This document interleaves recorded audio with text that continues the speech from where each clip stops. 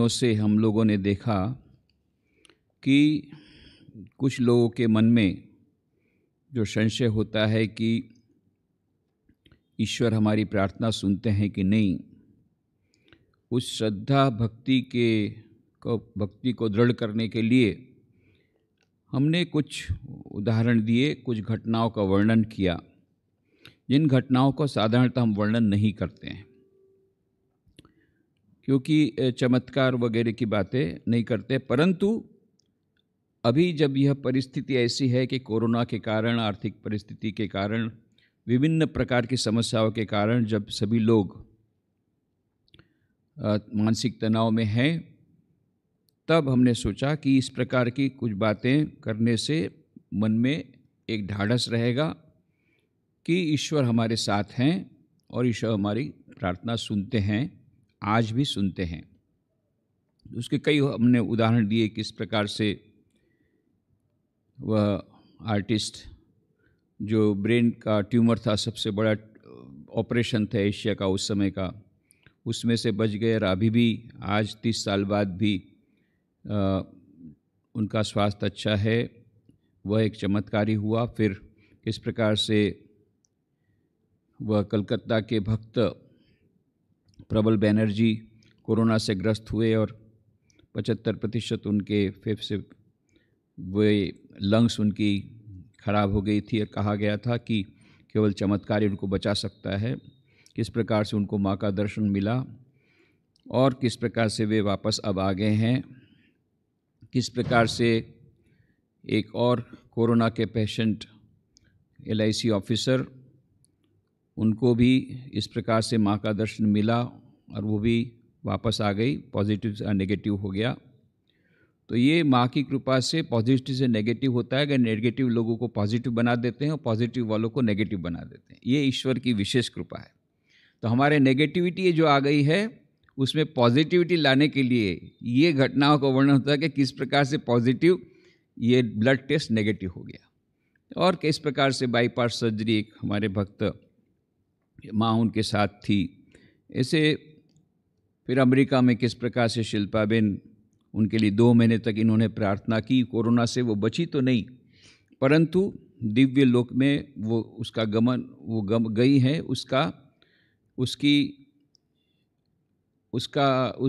उसके ऐसी प्रतीति जिन लोगों ने प्रार्थना की थी, उनमें से एक बहन को सुबह 5 बजे स्वप्न में हुई। उसके बाद ये लोग तनाव से मुक्त हुए। आज सुबह एक टेलीफोन आया। ये सब सुनकर के उन्होंने कहा कि हमारे साथ भी ऐसी घटना हुई है।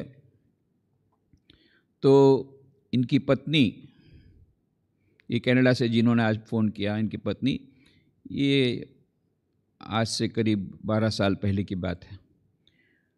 तो उनको हॉस्पिटलाइज किया गया था और इनका फिर बाद में सीरियस थी। तो डॉक्टर लोगों ने कहा कि एकदम कैल्शियम लेवल बहुत कम हो गया है। उन्होंने बहुत प्रयत्न किए पर किसी प्रकार से ये कैल्शियम लेवल ठीक नहीं हुआ। 7 दिन हो गए। 8वें दिन ये जो उनके हस्बैंड जिनके साथ मेरी आज बात हुई, उन्होंने बहुत प्रार्थना की, अत्यंत व्याकुलतापूर्वक प्रार्थना की माँ को कि हम लोग यहाँ कनाडा में हैं, हमारा पहचान वाला नहीं है, हम अकेले हैं, क्या होगा यदि कुछ होगा तो। ये व्याकुल प्रार्थना का असर ये हुआ कि दूसरे दिन सुबह इनकी पत्नी को सुबह अर्ली मॉर्निंग में एक स्वप्न आया। माँ शारदा देवी आई। माँ शारदा देवी आकर के उनको लिपट करके बोली, तुम चिंता मत करो, तुम ठीक हो जाओगी, तनाव बिल्कुल मत रखो। और फिर आश्चर्य की बात है, माँ शारदा देवी उसको बोली, आई लव यू। अब हम तो जानते हैं कि माँ शारदा देवी तो इंग्लिश जानती नहीं थी। यहाँ की सिस्टर निवेदिता के साथ भी वो बंगला में बात करती थी और निवेदिता कैसे भी करके समझ जाती थी। पर अभी यहाँ पर माँ शारदा ने उसको इंग्लिश में कहा, तो उसका कारण ये हो सकता है कि ये जो महिला, ये भले भारतीय मूल की है, परंतु उसकी उसका born and brought up in Canada, तो इसको शायद वो इंग्लिश ज़्यादा समझ सकेगी, समझ करके माँ ने कहा आई लव यू और उसको गले लगा लिया। और उसके दूसरे दिन देखा डॉक्टर लोगों ने आश्चर्य से, अरे इतना हम लोगों ने किया कुछ नहीं हुआ, ये तो कैल्शियम लेवल ठीक हो गया। तो उनको लगा कुछ गड़बड़ है, तो फिर से टेस्ट कराया, फिर भी वो ठीक निकला। बाद में फिर उनकी हॉस्पिटल से छुट्टी हुई। ये जो भक्त हैं उन्होंने फिर अपनी कहानी बताई कि आज से लगभग 30 साल पहले वो जयराम बाटी गए थे। उस दिन ऐसा अद्भुत संयोग था कि माँ शारदा की जन्मतिथि थी और 1 जनवरी थी और कल्पतरु दिन भी था। तो उन्होंने सोचा कि चलो माँ का जयंती कल्पतरु दोनों है तो माँ के उसमें वो मनाएंगे। फिर माँ के लिए ले गए थे कुछ सामान वगैरह, वो तो उन्होंने कामतपुकुर में दे दिया। वहाँ जा कर के देखा जयराम बाटी में, वहाँ पर सामान की कमी है, तो फिर वापस गए, वापस आकर के फिर से सामान लाए। जिस दिन ये जन्मतिथि थी माँ की, उस दिन सुबह की बात है, मंगल आरती के कुछ समय पहले इनको श्री रामकृष्ण माँ शारदा देवी दोनों स्वप्न में आए और उनको मंत्र दिया और सब उपदेश दिया, कैसे मंत्र का जाप करना, ये सब दिया। बाद में उन्होंने जब दूसरे स्वामी जी को बताया तो बोले अभी तुम्हारी मंत्र दीक्षा हो गई, अभी तुमको कहीं मंत्र दीक्षा लेने की आवश्यकता नहीं है। तो ये 30 साल से वही वो मंत्र कर रहे हैं और दोनों हस्बैंड वाइफ दिन में सब कम से कम 5 घंटा पूजा पाठ मंत्र जप में बिताते हैं। 10 साल पहले एक और घटना घटी, लोग कार में जा रहे थे और उसी समय एक भयंकर एक्सीडेंट हुआ, उनकी कार पूरी चकनाचूर हो गई, पर इनका बाल भी बांका नहीं हुआ, जिसको हिंदी में कहते हैं बाल बांका होना। इतना सा भी इनको, इतनी सी भी हेयर टच भी नहीं हुआ, एक भी कुछ भी इंजरी नहीं हुई। ये जो भी वो एक्सीडेंट देख के बोलता है इसमें जो लोग थे वो मर ही गए होंगे, पर ये हस्बैंड वाइफ दोनों जिंदा रहे। ऐसे तो बोले कई हम लोग को एक्सपीरियंस होते रहते हैं। श्री रामकृष्ण शारदा देवी सब समय हमारे साथ हैं। उन्होंने बहुत अच्छी बात कही कि हम लोग इतने आनंद में हैं, अरे मुक्ति तो मेरे पॉकेट में है मेरे पॉकेट में है, इतना कॉन्फिडेंस साथ वो बता रहे, मुक्ति तो मेरे पॉकेट में है, इतने आनंद में हम लोग यहाँ पर हैं। तो जो भी हो, चाहे ये रामकृष्ण देव शारदा देवी स्वामी विवेकानंद, इनकी कृपा न केवल भारतवर्ष में, अमेरिका, कनाडा, सब जगह कितने भक्तों को कितने प्रकार से वे कृपा कर रहे हैं, इसकी कोई सीमा नहीं है। इसलिए हमें श्रद्धापूर्वक प्रार्थना करते रहना पड़ेगा। कई लोग ये कहते हैं कि भाई प्रार्थना का हमको कोई उत्तर नहीं मिलता है, तो ये उत्तर क्यों नहीं मिलता? उसके बहुत सारे कारण हैं, बहुत सारे कारण हैं। एक आदमी बहुत प्रार्थना कर रहा था, मेरी आर्थिक स्थिति बहुत खराब है, मेरी आर्थिक स्थिति बहुत खराब है, मुझे लॉटरी लगा दो, लॉटरी लगा दो, लॉटरी लगा दो, रोज जिद करता था भगवान के पास। फिर आखिर एक दिन भगवान को बोलना पड़े, अरे पहले टिकट तो खरीद कर, तब तो लॉटरी लगेगी। अरे टिकट ही खरीदा नहीं और बोलता मेरी लॉटरी लगा दो, मेरी लॉटरी लगा दो। तो हम लोग भी जो प्रार्थना करते हैं, it should be a logical prayer, illegitimate prayer नहीं होनी चाहिए, इलॉजिकल प्रेयर नहीं होनी चाहिए। विनोबा भावे बहुत सुंदर उदाहरण देते हैं कि कलकत्ता की ट्रेन में बैठ गए और बहुत प्रार्थना कर रहे, भगवान मेरी यात्रा शुभ हो, मेरी यात्रा सफल हो। जाकर पहुंचा कलकत्ता, भगवान मुझे तो दिल्ली जाना था। बोले तेरी यात्रा शुभ हो गई, अब तुझे दिल्ली जाना था तो कलकत्ता के ट्रेन में बैठ करके मुझे प्रार्थना करेगा कि मुझे दिल्ली पहुंचा दो, ये कैसे हो सकता है? Illogical, how is it possible? आप भगवान को क्या बोल रहे हैं कि मुझे दिल्ली पहुंचा दो, और कौन सी ट्रेन में बैठे हैं? कलकत्ता वाली ट्रेन में, तो भगवान कैसे पहुंचाएंगे? तो हमारी प्रार्थना भी कभी कभी इलॉजिकल रहती है। तो ये हमको इलॉजिकल प्रार्थना कैसे हमको उसका उत्तर मिलेगा? फिर जैसा उस दिन हमने बताया, इस डॉक्टर से आप बोलेंगे हमको पोटेशियम सल्फेट दो, तो देगा? माता पिता कभी अपने संतान का बुरा चाहेंगे? तो ईश्वर तो हमारे माता पिता हैं।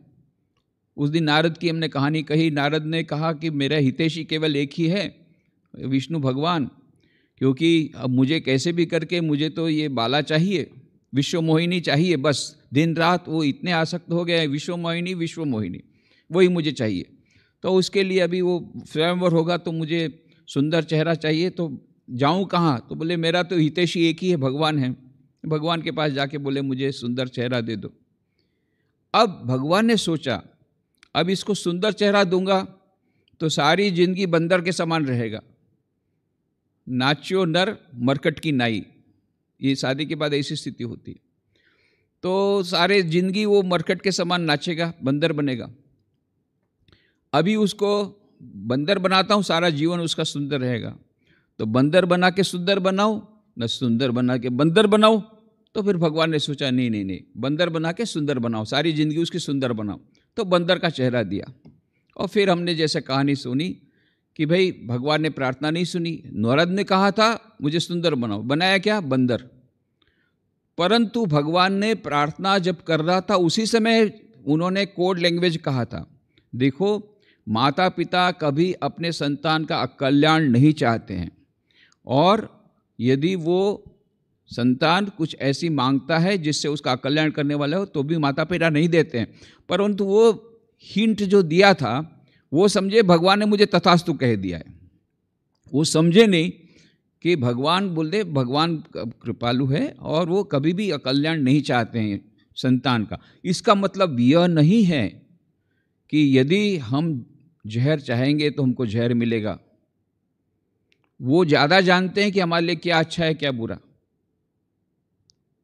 यदि छोटा बच्चा चाहता है मुझे स्मार्टफोन दे दो तो माता पिता नहीं देते, इसका मतलब थोड़ी है कि माता पिता उसको प्रेम नहीं करते हैं, उसकी प्रार्थना को स्वीकार नहीं करते हैं। क्यों?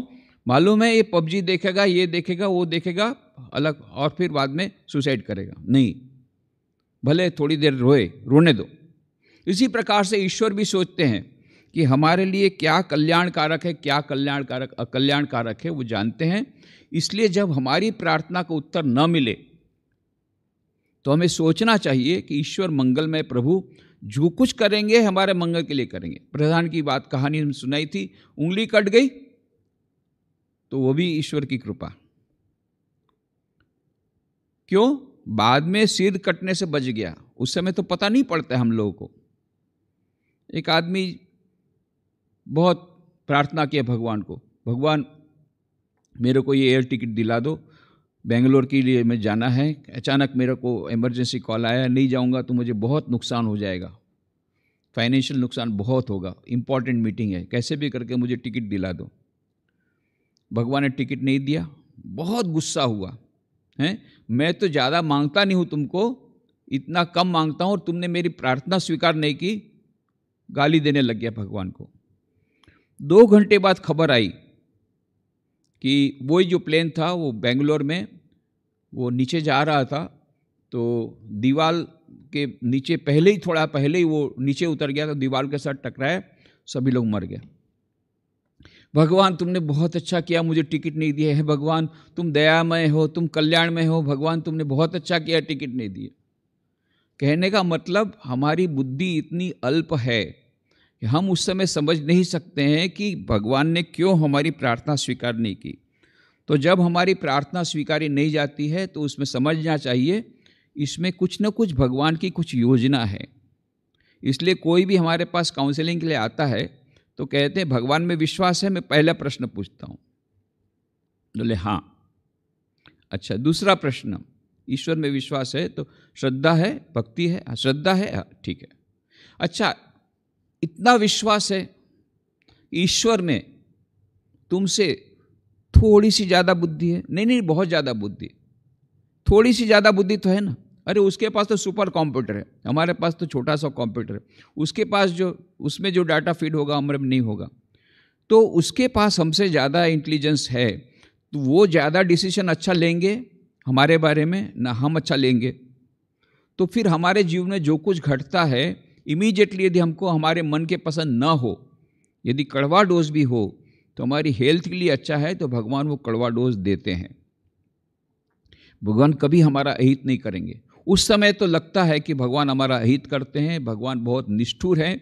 कितने प्रकार की गालियाँ देते रहते लोग ईश्वर को, अरे ईश्वर तो निष्ठुर है, उसमें हृदय नाम की वस्तु ही नहीं है, उसको कैसे करके उसका हार्ट का ट्रांसप्लांट कराना पड़ेगा। साफ बोलते हैं इसको, जाओ हार्ट स्पेशलिस्ट के पास जाकर उसका हार्ट ट्रांसप्लांट करो, हार्ट नाम की वस्तु नहीं है, एकदम निष्ठुर है, हृदय है ही नहीं। तो कोई दूसरा बोलता है अंधा अंधा अंधा, एकदम अंधा है, अंधेर हो रहा है, देखता नहीं है। तो तीसरा बोलता है ENT स्पेशलिस्ट के पास ले जाना पड़ेगा, सुनता ही नहीं, इतने समय से कहाँ बोल रहा हूँ, प्रार्थना कर रहा हूँ, सुनता नहीं, कान बहरे हो गए, उसको पहले ट्रीटमेंट कराओ इसका, भगवान का। ये अलग अलग प्रकार की गालियाँ ईश्वर को हम लोग देते रहते हैं। क्यों? क्योंकि हमारी अल्प बुद्धि से हमको लगता है कि ईश्वर हमारी बातें नहीं सुन रहे हैं, परंतु ईश्वर सब जानते हैं कि हमारे लिए क्या बुरा, क्या अच्छा, कब कौन सा का। फिर हम लोग तो क्या करते हैं, इतना ही नहीं, हम लोग जब करते हैं, जब प्रार्थना करते हैं तो उसमें कंडीशन लगाते हैं, इतने दिन में करना पड़ेगा, इस प्रकार से करना पड़ेगा, सब कुछ हम लोग डिक्टेट करते हैं। मतलब कहने का मतलब कि मेरे पास तुम्हारे से ज़्यादा इंटेलिजेंस है, कैसे ये काम करना पड़ेगा ये भी बताते हैं, कितने दिन में करना पड़ेगा ये भी बताते हैं, कैसे करना पड़ेगा ये भी बताते हैं। ये सब डिक्टेशन हम देते रहते हैं। कहने का मतलब क्या है, एक भजन है, प्रभु मैं गुलाम मैं गुलाम मैं गुलाम तेरा, तू देवान तू देवान तू देवान मेरा। कबीर का बहुत सुंदर भजन है, स्वामी विवेकानंद गाया करते थे। हम लोग क्या बोलते हैं, प्रभु तू गुलाम तू गुलाम तू गुलाम मेरा, बस प्रभु को गुलाम बना दिया। कैसा गुलाम? बिना सैलरी का, सैलरी बिल्कुल नहीं देते हैं, सैलरी भी नहीं देते हैं उसको, बिल्कुल सैलरी नहीं देते हैं। कभी कभार सैलरी दे दिया तो दे दिया है, 10 मिनट उनका सैलरी, मतलब 5 मिनट 10 मिनट जब ध्यान किया, प्रार्थना किया, बस यही सैलरी है उनका, उनको तो दूसरा पैसा चाहिए नहीं। पर सैलरी जो हम उसको गुलाम के रूप में रखे हैं, तो थोड़ी सी तो सैलरी देना पड़ेगा, थोड़ी सी भी सैलरी नहीं, 0 सैलरी, और मैक्सिमम उसके पास हम काम कराना चाहते हैं, डिक्टेट करते हैं।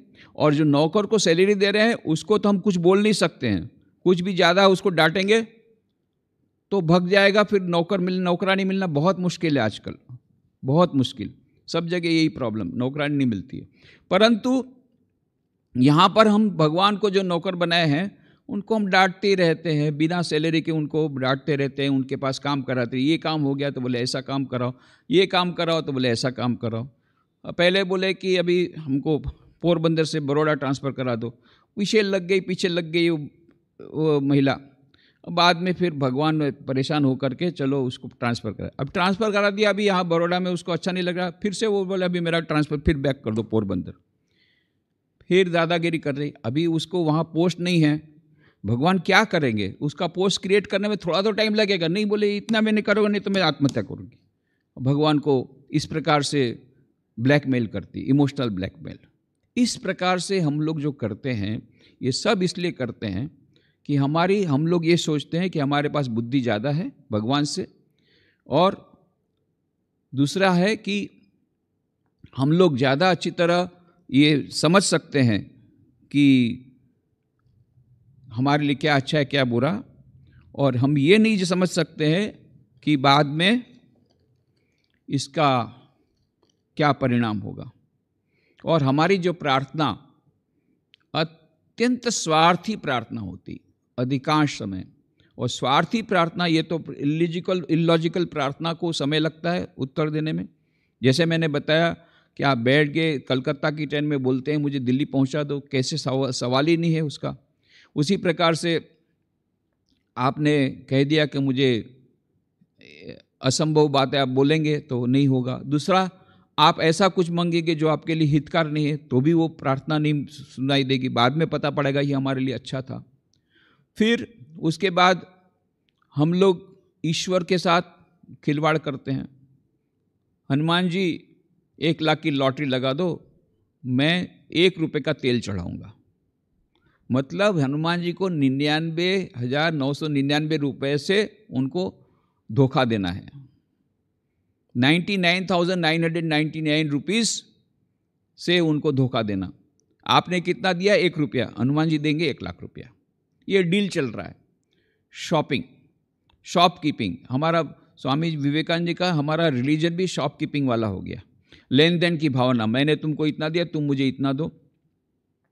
और जब कुछ काम करवाना रहता तो गवर्नमेंट ऑफिसर को तो पैसा एडवांस में देते हैं, फिर काम हो कि न हो अलग बात है। यहाँ हम लोग क्या बोलते हैं भगवान को? यदि काम हो गया तो, पूरा ठीक से हो गया तो उसके बाद मैं एक नारियल चढ़ाऊंगा, वो भी बाद में, काम होने के बाद पहले वहाँ ब्राइब पहला एडवांस में देना पड़ता है, या काम होने के बाद। कोई को तो वो भी नहीं देते और बाद में वो भी भूल जाते हैं, उसके बाद फिर कन्वीनियंटली भूल जाते हैं। जब काम खत्म हो गया तो राम राम। फिर कौन भगवान को याद करता है? दुख में सुमिरन सब करे, सुख में करे न कोई, जो सुख में सुमिरन करे तो दुख काहे को होए। ये हम लोग की ये जो समस्या है, हम लोग दुख में तो सुमिरन करते हैं, सुख में भूल जाते हैं। और श्री रामकृष्ण कहते हैं हमारी प्रार्थना क्यों फलित नहीं होती है। बहुत अच्छी बात कही उन्होंने, डाक रे मन डाकार मतोन केमोन श्यामा थाकते पारे। बहुत सुंदर भजन है।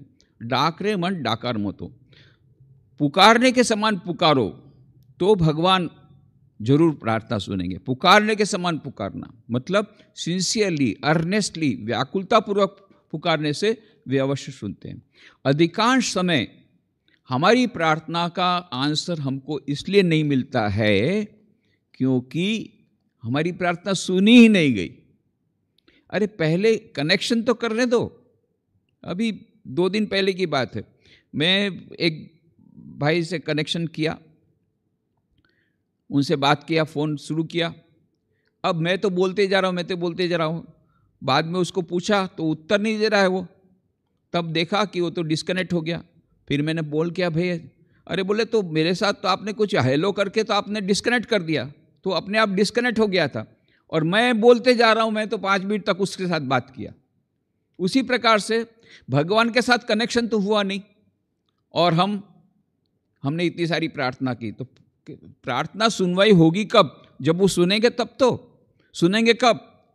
जब लाइन ठीक रहेगी कम्युनिकेशन की, तब तो। श्री रामकृष्ण कहते हैं, अरे टेलीग्राफ का तार टूटा हुआ होगा तो टेलीग्राम नहीं जाएगा। उस समय के ज़माने में कितना बढ़िया उदाहरण देते हैं। पहले कनेक्शन तो करो। तो टेलीग्राफ का तार टूटा हुआ, इसका मतलब क्या? हमारा मन जब तक पवित्र नहीं होता है, शुद्ध मन होगा, तब जा कर के वो कनेक्शन होगा। इसलिए हम जब शुद्ध हमारा मन होगा, तो मन शुद्ध कैसे होगा? उसके लिए बहुत मंत्र जाप करना पड़ेगा, स्तोत्र पाठ करना पड़ेगा। इस प्रकार से हमारे मन को शुद्ध अवस्था में लाना पड़ेगा। और ईश्वर को भी हम इस प्रकार से स्तोत्र पाठ करके, भजन करके, बाद में हम लोग अपनी प्रार्थना कह सकते हैं, तब जा कर के वो प्रार्थना फलीभूत होती है। इसलिए ये बहुत सारी बातें हैं कि क्यों हमारी प्रार्थना स्वीकारी नहीं जाती। उसके पीछे बहुत सारे कारण हैं। हमारी श्रद्धा भी कम है। चर्च में फादर ने कहा कि कल तुम लोग सब आना, कल अभी हम लोग वर्षा नहीं आ रही है और इसलिए हम वर्षा के लिए we are going to pray for rain, so please come tomorrow early morning, थोड़ा सा जल्दी आना। तो सब लोग आए। अब एक छोटा बच्चा था, उसने बोला कि पापा चर्च में निकल रहे हैं, अरे पापा छाता तो ले लो, प्रार्थना करेंगे तो छाता आते समय तो, क्योंकि हमके प्रार्थना करेंगे तो पानी तो आने ही वाला है। उसको इतना 100% उसको श्रद्धा है कि जब बरसात के लिए हम प्रे करेंगे तो बरसात तो आएगी, तो फिर छाता तो लगेगा। पर बाकी किसी को ये, अरे प्रार्थना करेंगे, पता नहीं सुनेंगे कहीं नहीं, भगवान सुनेगा कि नहीं, तो ये मान में ही पॉइंट नहीं आता है कि हमको छाता लेना चाहिए। पर वो लड़कियों को पूर्ण श्रद्धा है कि जब हम वर्षा के लिए प्रार्थना करेंगे तो बरसात आएगी, इसलिए छाता लगेगा। तो वो छाता लेके आया, मतलब उसकी श्रद्धा पूर्ण है। और एक आदमी ने कहा छाता नहीं लाया था, अब बरसात जो रही हो, बोले भगवान बरसात बंद करो, बरसात बंद करो। अब उधर इतने सारे हजार किसान रो रहे हैं, भगवान भगवान पानी बरसाओ, भगवान पानी बरसाओ, नहीं तो हमारी खेती चौपट हो जाएगी।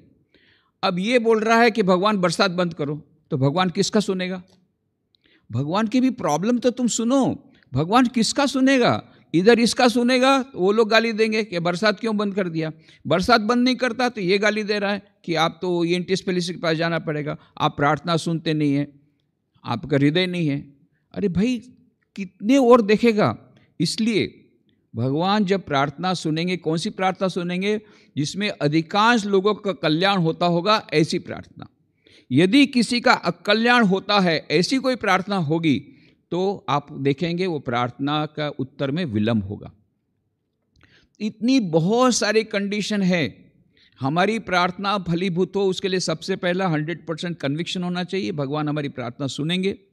दूसरा कन्विक्शन होना चाहिए कि भगवान में मेरे से ज़्यादा इंटेलिजेंस है थोड़ा सा, तो इसलिए वो ज़्यादा अच्छी तरह जान सकते हैं कैसे ये काम करना। ये इंटेलिजेंस उनको, इसका हम पर श्रद्धा होनी चाहिए कि उनमें पावर भी है। Not only that he is all powerful, he is all merciful also. Not that he is all merciful, he is cosmic intelligence. Cosmic intelligence उसके पास है, उसके पास सुपर कंप्यूटर है, मेरे से ज़्यादा बुद्धि है। ये 3 प्रकार का विश्वास होना चाहिए। एक कंपैशनेट है, दूसरा ऑल पावरफुल है, थर्ड कॉस्मिक इंटेलिजेंस है, सुपर कंप्यूटर है, मेरे से ज़्यादा बुद्धि उसमें है। ये श्रद्धा रहे तभी वो हमारी प्रार्थना होगी। और फिर उसके बाद में प्रार्थना इलॉजिकल नहीं होनी चाहिए, जैसा हमने बताया। फिर उसके बाद में लॉजिकल प्रार्थना होनी चाहिए। फिर जितनी अनसेल्फिश प्रेयर होगी उतना उसका उत्तर मिलेगा। यदि आप जैसे सर्वे भवन्तु सुखिनः सर्वे सन्तु निरामया, सबके कल्याण के लिए प्रार्थना करते हैं, तो वो जल्दी फलीभूत होती है। जहाँ वहाँ स्वार्थ आ गया, आपका निज स्वार्थ, ऐसा स्वार्थ कि जिसके कारण दूसरे का स्वार्थ भी घटित होता है, तो फिर उसमें बहुत सारी और कॉम्प्लिकेशन आ जाती है। उस प्रार्थना में देर लगती है, उत्तर देने में देर लगती है, या उसको उत्तर मिलने में देर होती है। तो हमको धैर्य नहीं गंवाना है। यदि हमारा उत्तर नहीं मिल रहा है जल्दी से, तो उसका मतलब है या तो हमारी प्रार्थना में कुछ गड़बड़ है, या फिर हम जो मांग रहे हैं वो हमारे लिए मंगलकारी नहीं है। भगवान इससे ज़्यादा अच्छा कुछ देना चाहते हैं। He wants to give us something better.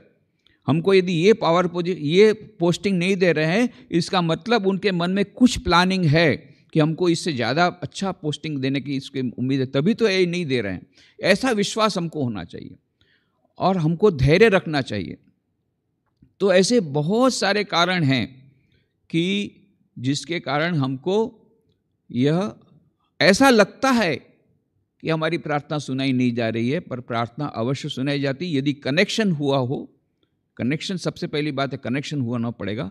यदि कनेक्शन हो गया हो और हमने ठीक से प्रार्थना रखी है, लॉजिकल प्रार्थना रखी है, as far as unselfish prayer रखी है, और व्याकुलतापूर्वक रखी है, और श्रद्धापूर्वक हमने प्रार्थना की है, और यदि इस प्रार्थना से किसी दूसरे का नुकसान नहीं होने वाला है, तो बहुत संभव है कि आपकी प्रार्थना उत्तर मिलेगा। नहीं मिलता है तो अवश्य प्रभु मंगलमय है, कुछ न कुछ मंगल उसमें छुपा हुआ है।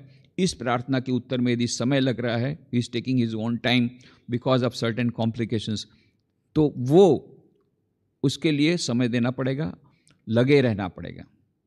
Pray and wait, pray and wait, ये मंत्र दिया हुआ है हमारे संतों ने। प्रार्थना करो, फिर धैर्यपूर्वक वेट करना पड़ेगा, पैशेंटली वेट करना पड़ेगा। We have to wait. धैर्यपूर्वक हमको फिर से उसके लिए, उनके उत्तर के लिए रखना पड़ेगा, तो अवश्य हमको उत्तर मिलेगा।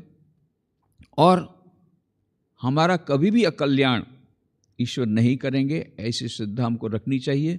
हमारा काम है, बेस्ट प्रार्थना तो यही है, भगवान आप मंगलमय हो और आप मुझसे ज़्यादा जानते हो कि मेरा हित किस में है, इसलिए मैं आपके शरणागत होता हूँ। आपको जो करना हो करो। मैंने अपनी समस्या बताई है, मुझे लगता है कि इस समस्या का समाधान इस प्रकार से हो सकता है मेरी छोटी अल्पबुद्धि के अनुसार, पर आप सर्वसमर्थ हैं, आप सर्वज्ञ हैं, आप ज़्यादा अच्छी तरह जानते हैं मेरे लिए क्या अच्छा है क्या बुरा, जिसमें सभी का कल्याण हो, मेरा भी कल्याण हो, उस प्रकार का आप कीजिए। आप जो करेंगे वो मैं सिर पर धारण करूंगा। जो भी डिसीजन आपका होगा, जो भी आपका निर्णय होगा, मैं धारण करूँगा। इस प्रकार की यदि निस्वार्थ प्रार्थना रहेगी, सरल प्रार्थना रहेगी, शरणागति भरी प्रार्थना रहेगी, तो अवश्य उसका उत्तर हमें मिलेगा और हमारा जीवन धन्य हो जाएगा।